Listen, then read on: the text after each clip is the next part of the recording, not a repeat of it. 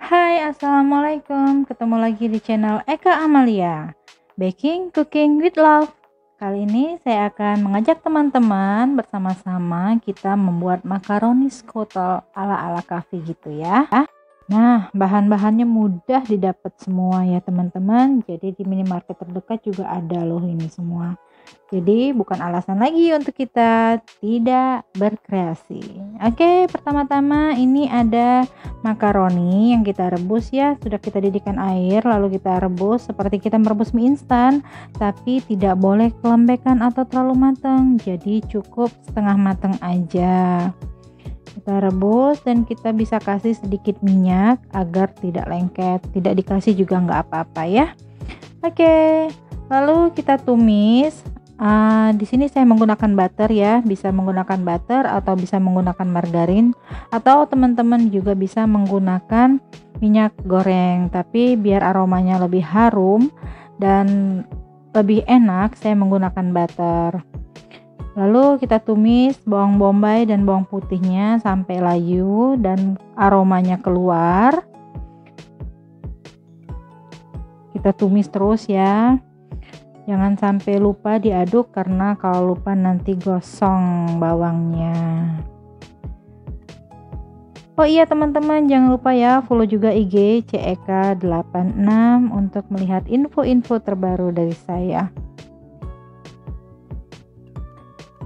Lalu kita masukkan terigunya boleh terigu apa saja, protein rendah, sedang atau tinggi juga nggak apa-apa. Di sini saya menggunakan protein sedang. Kita aduk sampai licin, lalu kita masukkan susu cair UHT. Nah, susu cair ini biasanya susu yang udah di dalam kemasan ya teman-teman, bukan susu bubuk yang dicairkan. Jadi saya menggunakan susunya bisa menggunakan merek Ultramilk, bisa menggunakan merek Indomilk atau apa saja tergantung selera teman-teman ya. Di sini saya pakai tambahan wortel. Kalau teman-teman nggak mau pakai juga nggak apa-apa, bisa di skip atau bisa diganti brokoli. Tergantung selera masing-masing ya. Saya menggunakan wortel biar ada warna merah-merahnya, jadi lebih cantik makaroninya. Di sini juga saya menggunakan daging giling minced beef atau teman-teman bisa menggunakan juga cornet atau menggunakan daging ayam giling juga nggak apa-apa ya, tergantung selera juga, atau tanpa daging juga enak juga kok, boleh dicoba ya di rumah. Nah, ini kita aduk sampai mengental ya teman-teman, sampai udah setengah mateng daging dan bahan-bahan lainnya, baru kita masukkan makaroni yang udah kita rebus tadi. Nah, kita aduk lagi sampai benar-benar mendidih. Dan makaroninya juga sudah mulai agak sedikit empuk. Itu ada kesisa tadi makaroni sedikit, kita masukkan lagi ya. Oke, kita aduk sampai mendidih, sampai ada gelembung-gelembungnya ya, dan tetap diaduk, jangan sampai gosong.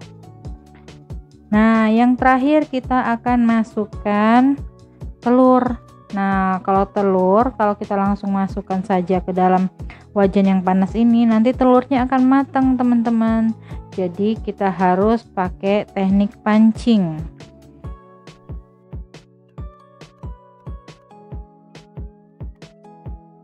Nah, bagi kalian yang belum tahu apa itu teknik pancing, nih seperti ini nih ya teknik pancing. Jadi teknik pancing itu si telur nggak boleh langsung masuk ke dalam adonan yang mendidih ini. Karena kalau dimasukkan langsung dia akan mateng dan bergerindil ya pastinya. Jadi kita kocok terpisah dulu si telurnya.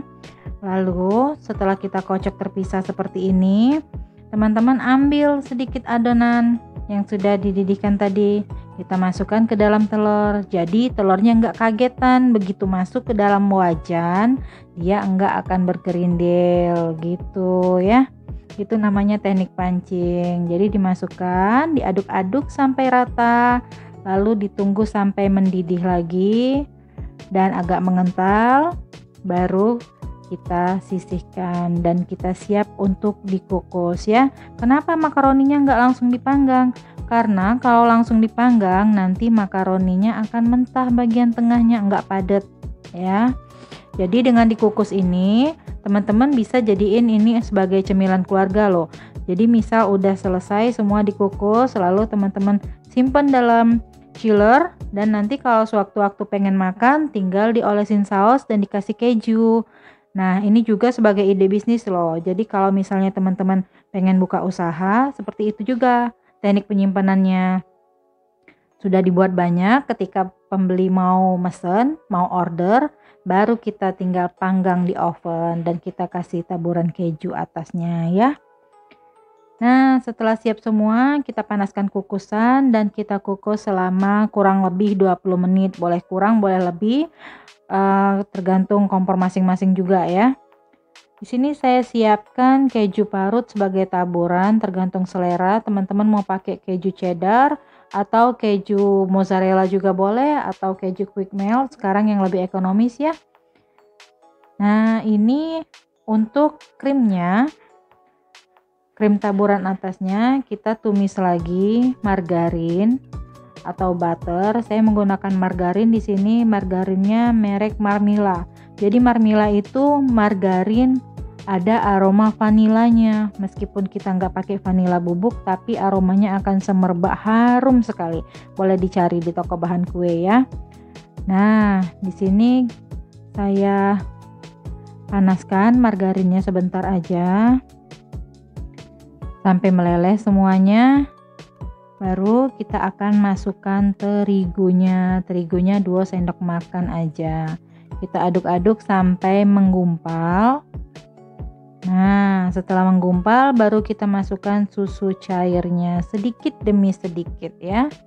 Sambil kita aduk hingga rata dan nanti akan mengental.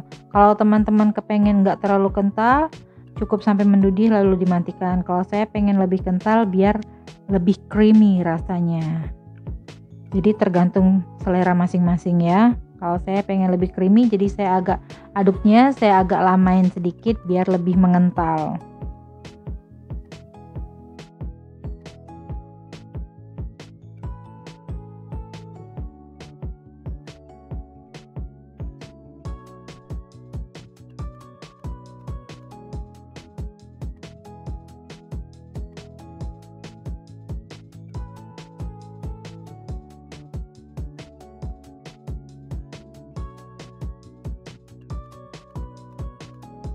Nah, penampakan krimnya udah jadi, udah mengental dan siap dijadikan topping untuk makaroni skotel kita.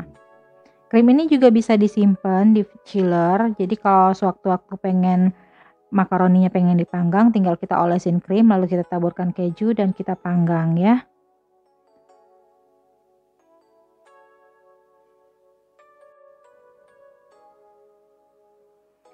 Jadi satu resep itu dapat 16 cup makaroni skotel. Ini edisinya munjung banget, banyak banget. Nah, seperti ini krimnya ya. Kalau teman-teman pengen lebih cair boleh. Saya lebih suka kental kayak gini, jadi lebih creamy. Apalagi ketemu sama keju parut atau keju quick melt, jadi rasanya lebih enak banget. Di dalamnya juga ada keju yang kita potong dadu ya.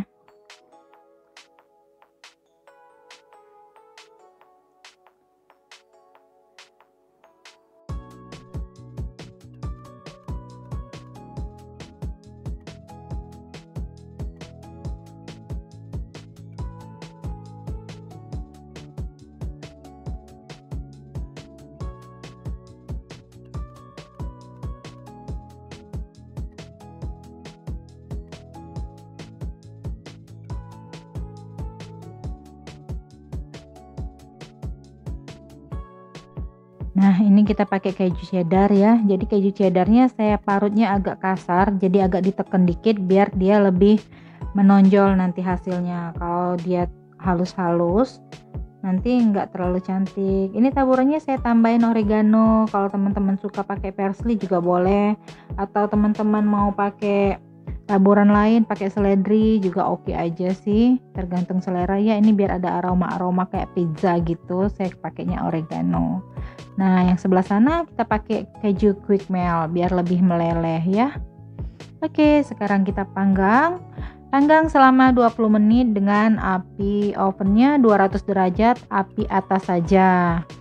Kalau oven teman-teman bisa dicek ya, karena setiap oven beda-beda hasilnya. Oke, ini dia hasilnya.